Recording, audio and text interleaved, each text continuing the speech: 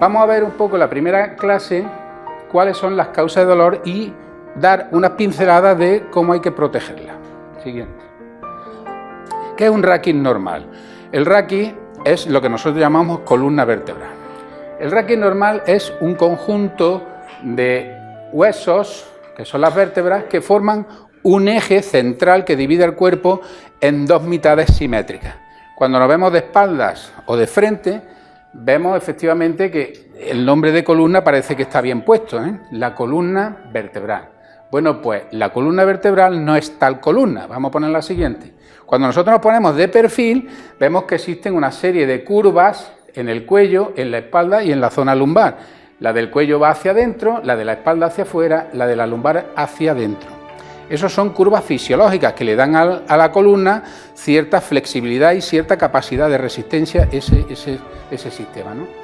Como hemos dicho que la columna está formada por vértebras, tenemos que son 7 vértebras cervicales, 12 dorsales, 5 lumbares y después el hueso ese grande central que está ahí, que tiene forma de corazón, que es el hueso sacro. Y este es el coxis, que es los últimos, la rabadilla, los últimos huesecitos, que es el esbozo de un antiguo rabo que tuvieron los mamíferos. Esto es una vértebra. Una vértebra es una estructura que parece como una nave espacial y tiene una serie de componentes. Tenemos una parte central, anterior, más grande, más maciza, que es el cuerpo vertebral. Es la parte más gorda, más dura, una estructura más fuerte, que se llama cuerpo vertebral. Y después tiene unos alerones, parece como una nave espacial, ¿verdad?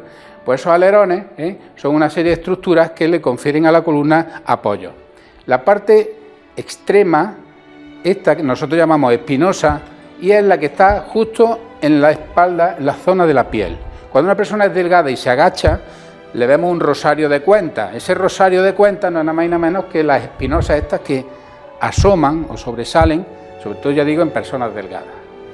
A los lados hay como unos alerones, y esos alerones son las partes de contacto de una vértebra con otra. Les pongo un ejemplo que es muy didáctico.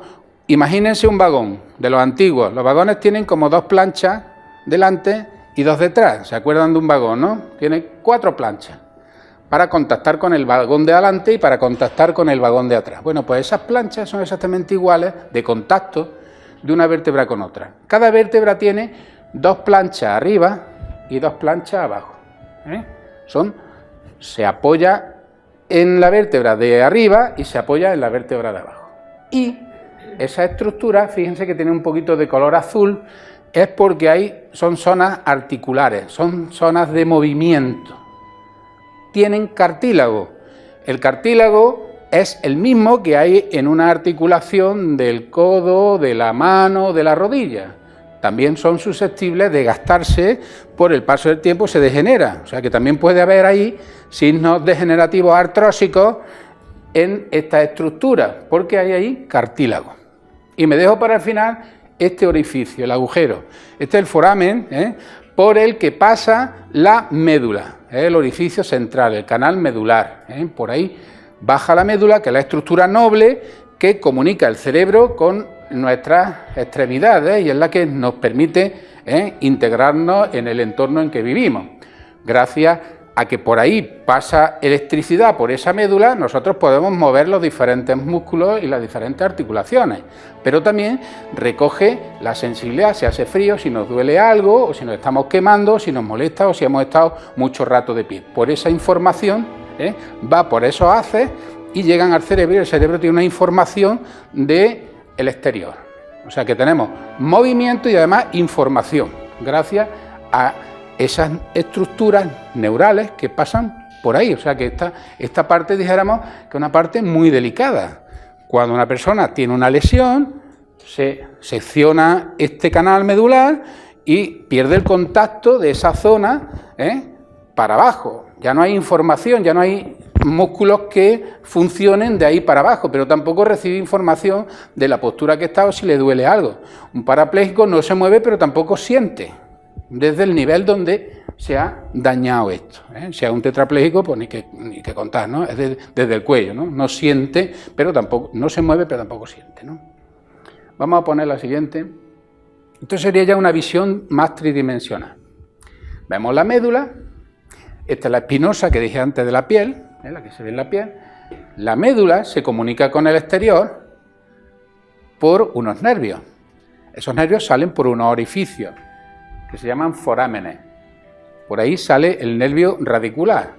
Si tenemos 7 vértebras cervicales, salen 7 nervios cervicales derechos y 7 nervios cervicales izquierdos. Si hay 12 vértebras dorsales, salen por esos orificios 12 nervios derechos y 12 nervios izquierdos. Y por la zona lumbar, 5 nervios lumbares derechos y 5 nervios lumbares izquierdos. Aquí lo vemos.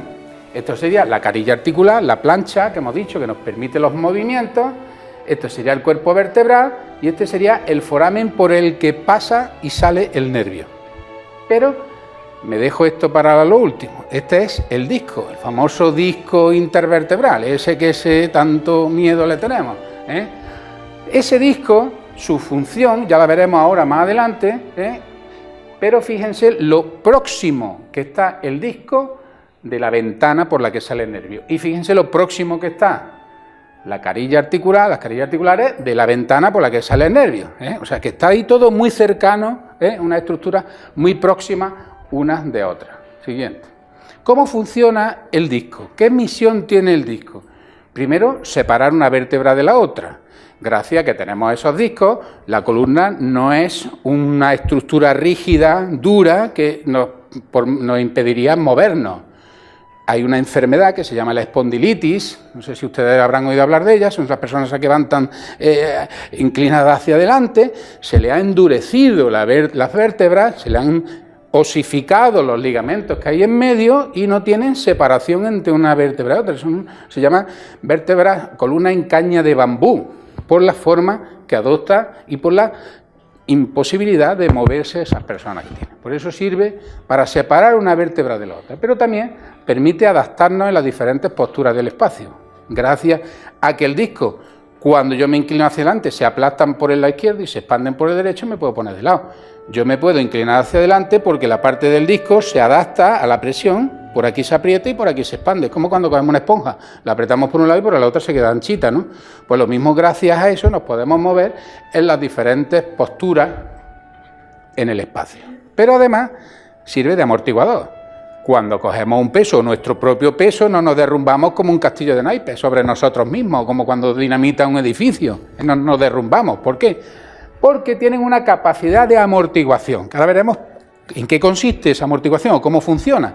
Pero gracias a eso nosotros podemos soportarnos de pie e incluso transportar pesos sin derrumbarnos, gracias a esa capacidad de amortiguación que tienen los discos. Siguiente. Y esto es un disco dividido en dos componentes. El disco no es como ese que están viendo ahí, que es de silicona. El disco está compuesto de dos partes. Una parte central, se ve azulita para que sepan que sobre todo lo que más tiene es contenido de agua, es una gelatina. La gelatina es la misma que le damos a los niños que les gustan mucho, la gelatina, mucha agua, una proporción enorme de agua. Y esa gelatina está encarcelada por una serie de mallas de fibra colágena que le hacen de contenedor.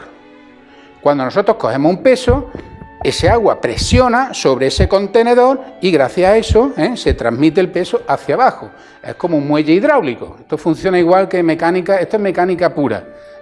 Un muelle hidráulico. Metemos peso y el peso tensa esa estructura del anillo fibroso que se llama y esa gelatina o núcleo pulposo no se sale. Esto es una columna, el hueso sacro, este que les decía, la forma de triángulo de corazón, está diseñado como una gran obra arquitectónica. Parece que es un edificio potente y que va a soportar muy bien las cargas. Pero existe un problema y ese problema es el que tenemos los seres humanos por ser seres bípedos. Hasta hacía entre 6 y 4 millones de años, casi todos los seres que había en la naturaleza eran cuadrúpedos. Pero llegó un ser, por eso se le llama Homo, el género Homo, y gracias a ese ser que se puso erguido y liberó las manos para poder desarrollar su inteligencia, gracias a eso hubo unos cambios estructurales en la columna, en la zona lumbar, provocando una serie de curvaturas que hasta en ese momento no habían existido. Y en 4 millones de años de evolución todavía no ha conseguido la naturaleza, en sus variantes genéticas, conseguir un ser humano con una columna lumbar perfecta. Estamos todavía en evolución. De hecho, cuando ustedes le hacen una radiografía, le dicen, tiene una espina bífida. Algunos de ustedes le habrán dicho. Otros, tienen una vértebra de más. Tienen una vértebra pegada al sacro. Tienen un alerón aquí más grande. Son anomalías de transición, variantes genéticas, porque ya digo, estamos todavía en evolución. Se dice que la lumbalgia es el precio, el peaje que pagamos los seres humanos por ser seres bípedos. Fíjense hasta qué punto ha llegado a hacerse extensiva esa importante. El dolor lo podemos asociar por el envejecimiento de la columna. Eso es falso. Si una persona puede llegar a una edad muy avanzada si se ha cuidado. Las estructuras están para que funcionen bien si se las protege y se las cuide. Pero si durante nuestra vida hemos estado haciendo mucha actividad o no nos hemos protegido la columna, lo mismo que tampoco si no hemos protegido los ojos, si no hemos protegido la piel, pues se nos va a ir estropeando a un ritmo importante. Si nos hemos protegido, pues posiblemente no tengamos problemas hasta el final del todo, ¿no? Y es importante para tener una calidad de vida en el futuro, incorporar en nuestra vida quehaceres, en los quehaceres cotidianos, hacer actividad física. La actividad física es altamente recomendable. Hoy en día se está pagando, además del peaje de por ser seres bípedos, se está pagando el sedentarismo. La lumbalgia también es un factor muy importante que aparece cuando la persona se abandona, cuando hace actividades de mucha sedestación, muy sentado y pierde tono muscular, etc. Así que el ejercicio hay que incorporarlo a nuestro quehacer cotidiano. Ocurre que aproximadamente entre los 40 y 50 años, el individuo mentalmente está, como se dice, en la cresta de la ola. Se cree que es el number one de todo, pero ya no está físicamente como cuando tenía 18 años. Pero él se sigue creyendo porque mentalmente sí lo está. ¿Qué ocurre? Que esa persona que se ha desacondicionado físicamente, un día dice, yo puedo con esto. Una cosa que no está preparado físicamente para hacerla. Por ejemplo, voy a coger una bombona de butano. Y coges la bombona de butano y te pega a la espalda un latigazo, que ves la detralla. ¿Por qué? Pues porque has perdido tu fondo físico. Porque tú te crees que estabas como cuando tenías 18 años. Y no. Ya nos hemos perdido el tono muscular, no estamos acostumbrados a hacer ejercicio físico y lo que no podemos hacer es, de no hacer nada un día, hacer algo superior a lo que ya nuestro cuerpo aguanta. Siguiente. Esto es el disco, esto es su capacidad de amortiguación, es como un Hércules, un Atlas, que es capaz de soportar peso, pero muchas veces le pedimos más de lo que es capaz de dar y se rompe. Por eso, muchas de las personas que vienen a nuestras consultas es porque han hecho algo que no debían haber hecho o no estaban preparados físicamente para hacerlo y le han exigido a su columna un esfuerzo superior al que es capaz de dar. Le han pedido más de lo que es capaz de dar. Tenemos que conocer nuestras limitaciones y no sobrepasarlas.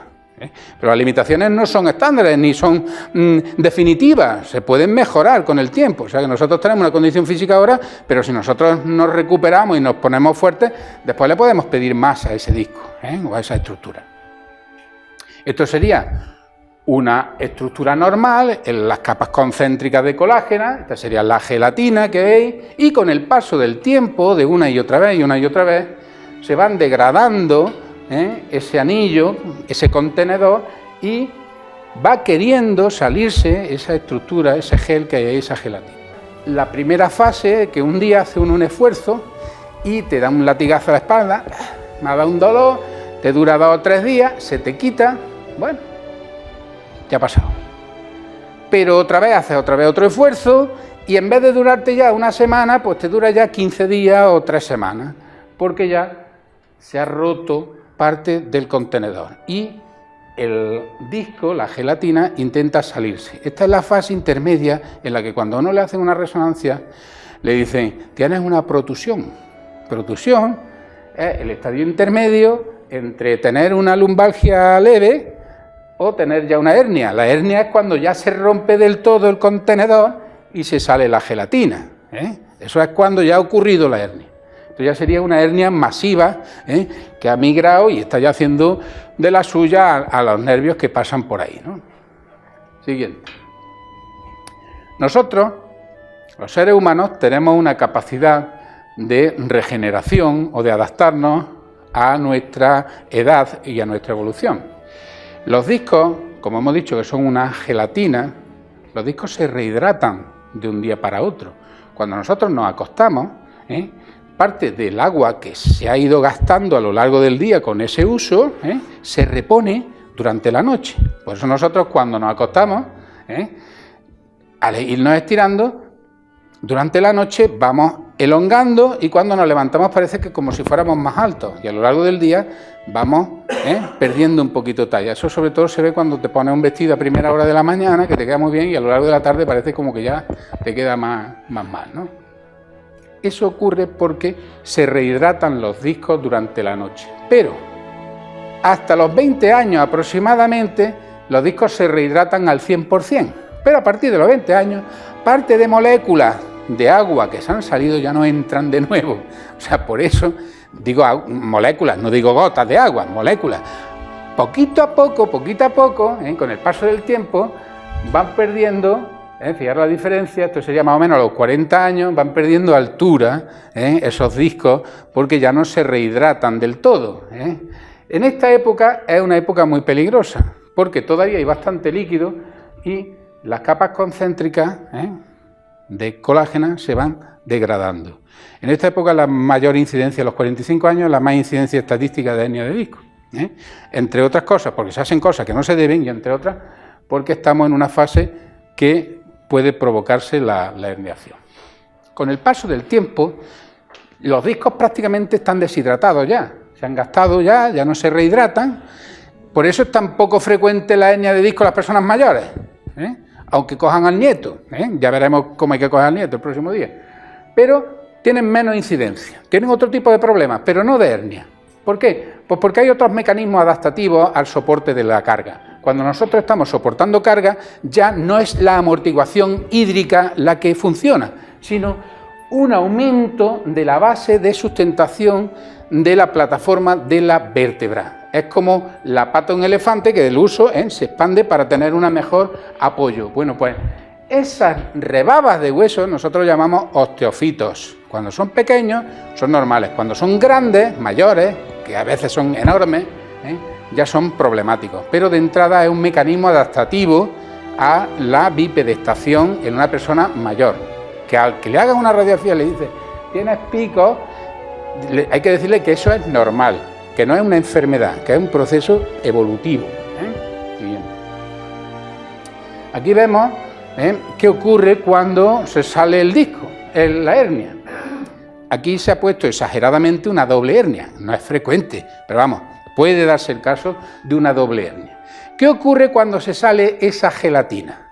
Pues ocurren tres cosas y el paciente explica cuando le ha pasado las tres cosas. Una de ellas es que como esto es un material que tiene que estar dentro, al salirse fuera, tiene un pH, una acidez diferente al entorno que hay alrededor del nervio. Y le provoca una irritación química, es como una quemadura. La persona siente mucho dolor que se irradia por el territorio de ese nervio, como cuando tenemos un dolor de muela, nos duele esa zona, ¿no? Bueno, pues esa es la primera consecuencia de la hernia de disco. La siguiente, como el nervio está pisado, ya no manda electricidad a los músculos y la persona, además de dolor, nota déficit de fuerza, que es el que te describe. Yo no puedo levantar el pie, voy a la rastra. ¿Qué ha ocurrido? Que ese músculo no recibe la electricidad para que se mueva, que es la que le manda el nervio, porque está pisado. Pero además nota la zona que depende de ese nervio acorchada, como con hormigueo, una alteración de la sensibilidad, porque no recibe información de esa estructura, porque por el nervio ya no sigue electricidad, o sea que el nervio va y viene. Si está pillado, lo que va es energía eléctrica para el músculo y lo que vuelve es sensibilidad. Ni hay electricidad para el músculo, ni hay sensibilidad del área. O sea que tiene dolor por el territorio, pérdida de fuerza y acorchamiento. Son los tres datos clínicos que nos indican que ahí hay un compromiso de esa raíz. Siguiente. Aquí vemos un disco normal, un disco cuando empieza a deteriorarse con el paso de los años, y aquí cuando hay una protusión. Se invade el territorio donde está el nervio, pero todavía hay cierto espacio para que el nervio ahí medio se escabulla. Aquí ya es cuando ya, al salirse la hernia completa, obstruye el paso del nervio, y el nervio, como es muy endeble, muy delicado, una estructura noble, pues se deteriora, se daña. Con el paso del tiempo, esa gelatina se deshidrata, y eso es una de las cosas que el último día hablaremos, se deshidrata el disco y se ve la pérdida de altura que ha habido porque esa gelatina, al salirse, pues ya no ha entrado, se ha quedado ahí, ya ha perdido altura. El organismo, para compensarlo, crea esas rebabas que eran los picos que hemos visto. En esta fase, pues la persona más o menos se mantiene. Pero con el paso de los años, la adaptación al soporte de carga se va hipertrofiando y al final se forman unas rebabas de hueso muy importantes que lo que generan es una estrechez en el canal medular, que es lo que le pasa a muchas personas mayores que ya no tienen hernia de disco y lo que tienen es una estenosis del canal. Habréis oído hablar de todas esas personas que van andando así titubeantes y tal, es porque se está dañando ahí esa estructura. Siguiente. El nervio ciático. Pues el nervio ciático es el ramillete que forman esos nervios que salen de las vértebras lumbares, se forma un atillo, y ese atillo es el nervio ciático, que es el nervio más grande que tiene el ser humano, más grande y más grueso. Llega a tener a veces el grosor de un pulgar. Y llega desde la zona lumbosacra hasta el pie. Cuando duele ese nervio, es un dolor muy intenso. Hay personas incluso que hay que ponerle parches de morfina o lo que sea, porque el dolor es radiante. Porque el nervio, ya digo, que es más grande que el que tenemos. Un dolor muy importante. A veces nos describen el dolor como que le llega a la nalga, dependiendo del grado de compresión que tenga. A veces le llega hasta la pantorrilla, pero hay veces que llega hasta la punta del dedo gordo. Y te lo describen como un dolor. El que lo ha tenido sabe de qué estoy hablando. Volvemos a ver las estructuras, cómo están diseñadas y con los procesos degenerativos, como mientras esto esté, aunque haya signos de artrosis, aunque esto esté sin ocupar, no hay problema. Aunque radiográficamente se vean picos, no pasa nada si este espacio y el canal medular son amplios.